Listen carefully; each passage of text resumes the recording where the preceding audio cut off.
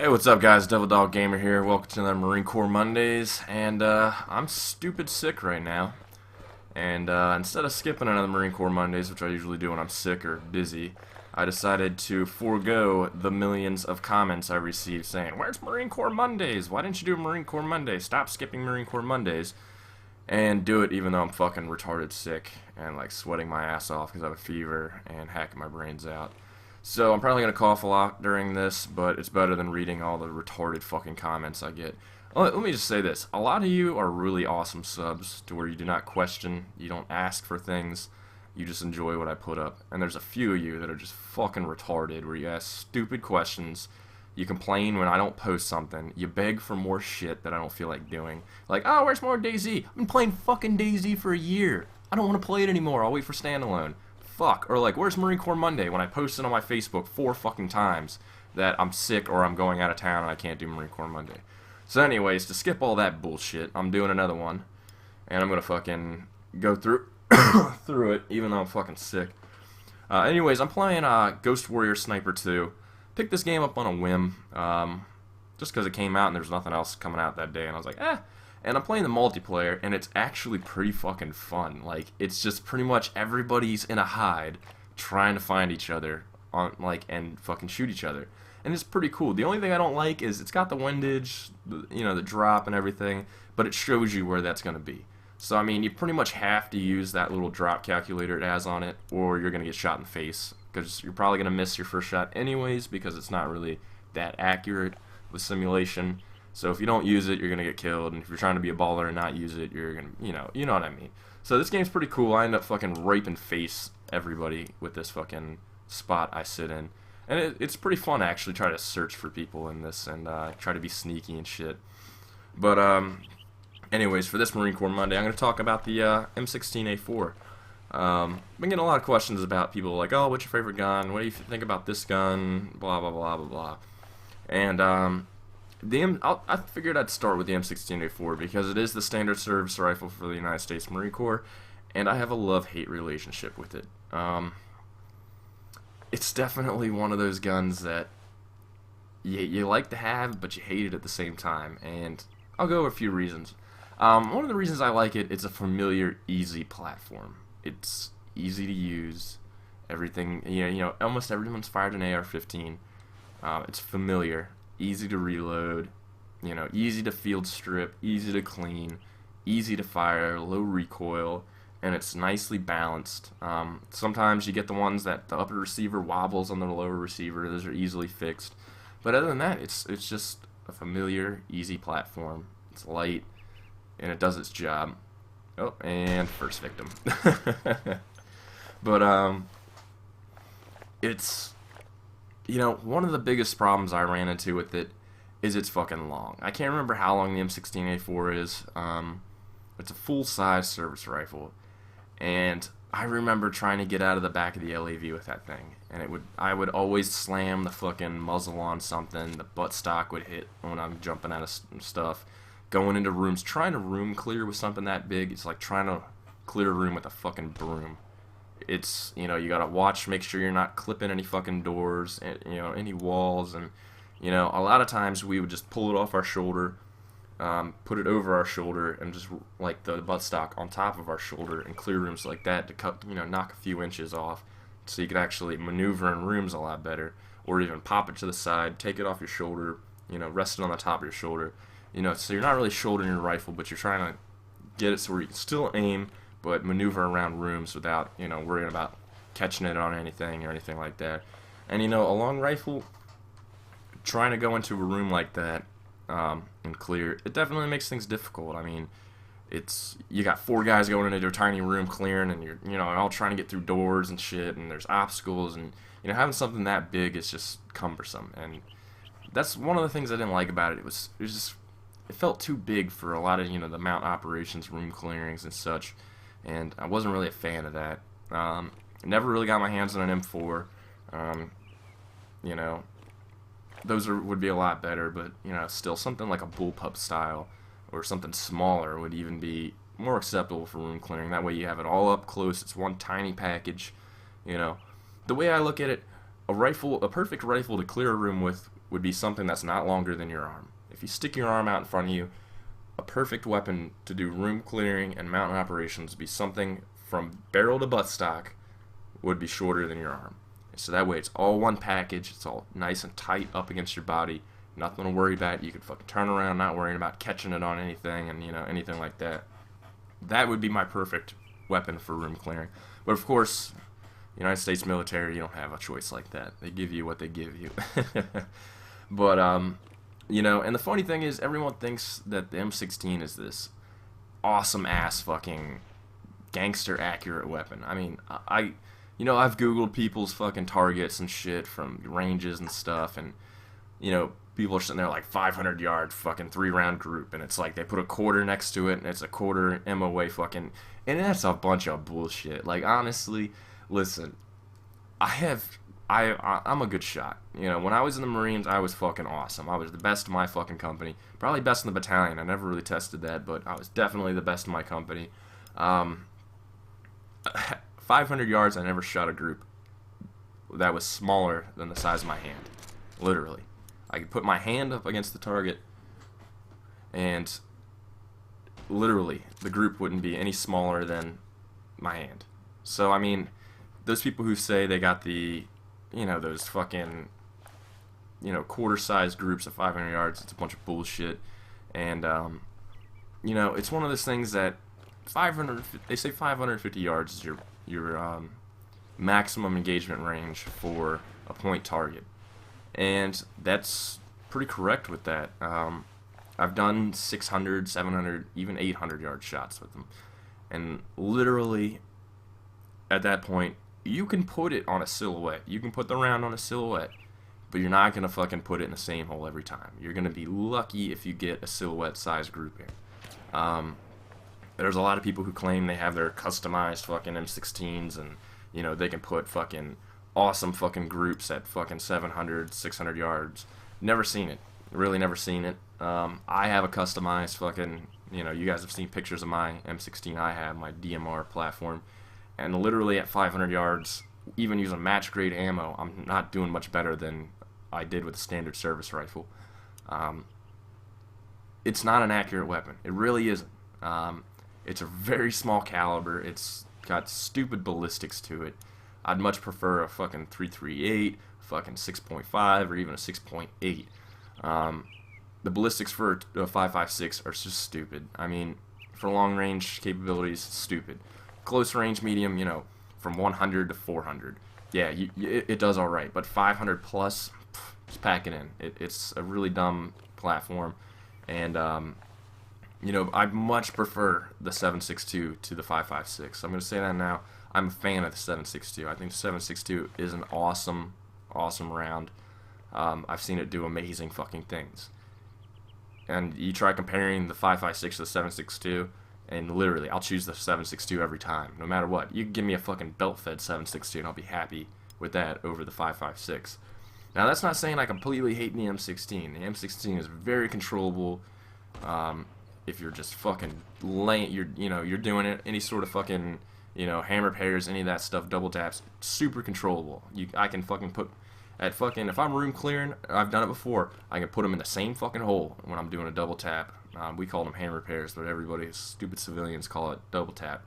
I can put it in the same hole. It's fucking easy. The thing is so little recoil that it's just fucking stupid. And this is just dumb, how I'm just shooting this guy in the face and he's still alive for some reason.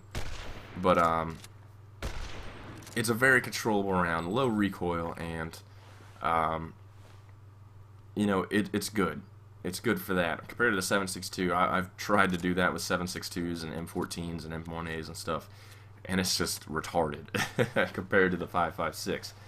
But this brings to my next hate point for how I don't like the M16. I'm not going to say any of my personal experience with using the M16 on a person, because I like to keep that separate. I like the image I portray on YouTube, and I don't like it to be negative in any sort of way, and that's why I don't talk any about me versus, you know, any sort of surgeons. That's my own business, and I keep it that way. But I've personally witnessed from other people in my platoon and squad that Well, I'm just going to go ahead and say this. I personally witnessed someone put 9 rounds directly into somebody's chest, and they got up and ran away. That's from an M16 at about 25 yards. Literally every round hit, guy got up, ran away. Sure, he died. Yeah, he definitely died, but he got up. I mean, 9 rounds. You do 9 rounds with a 7.62 and see who gets up. Nobody's getting up from that unless you're on PCP and you're fucking jacked like the Hulk. But that's not what should happen in a situation like that. When you shoot someone, especially 9 times, you don't want them to get up. That you want to shoot somebody and go and focus on your next target, and not have to worry about that asshole getting back up, getting his fucking AK, and hit firing like an asshole all your platoon buddies. That's not what you want in a weapon system. And that was one of the discouraging things I've seen. At that point, I'd kind of lost faith in the M16 after seeing that. I kind of was like, wow, this is fucking shit. They should just give us AKs. Like, literally, I mean, you get hit by an AK and you're pretty much done. But that's another story. We'll go to AKs another time. The M16, it's not favorable for that. The round is very weak. It has no stopping power. It pretty much fragments as soon as it hits anything. It hits meat, it fragments, turns into little tiny pieces and goes all around the body. Doesn't stay together. Wound cavities aren't big enough to cause any damage. The 7.62, sure, it can fragment, it can overpenetrate, but when it hits, it stays together longer, and it creates a huge wound cavity. All that energy that it carries in it is expelled into the body. With the 5.56, as soon as it hits, it's pretty much breaking to pieces. None of that energy sticking together. It's not transferring it all around. All the energy's going to these little tiny pieces that are going around in the body. Sure, that can do some damage, but it's not liquefying the shit you want in there. It's going around ripping shit up inside. You want it to go in and just absolutely fucking devastate every organ in there, not just tear through it and cause all kinds of internal bleeding that they're going to die from 20 minutes later. You want their organs to be liquefied to where they die instantly. So the 5.56 isn't really capable of that. In certain situations, yes, but as far as what I've seen and what I've used, it really wasn't.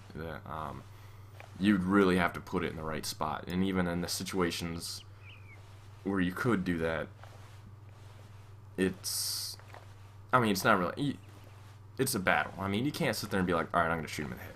You got a limited opportunity target, and you're like, oh shit, there's a guy, and then you start engaging. I mean, you're lucky if you hit him. You're even luckier if it kills him on the first fucking round. But that's something I didn't like about the M16, is it was really just luck to drop somebody on one round. I never really saw that per se. Some situations where I saw people go down in a few rounds, but most of the time you'd go over there and most of the time when we go in any sort of firefight, you'd see the drag marks where they would drag their buddy away bleeding. That's not what you want. You want them to leave their buddy because he's fucking dead, not because they can save him.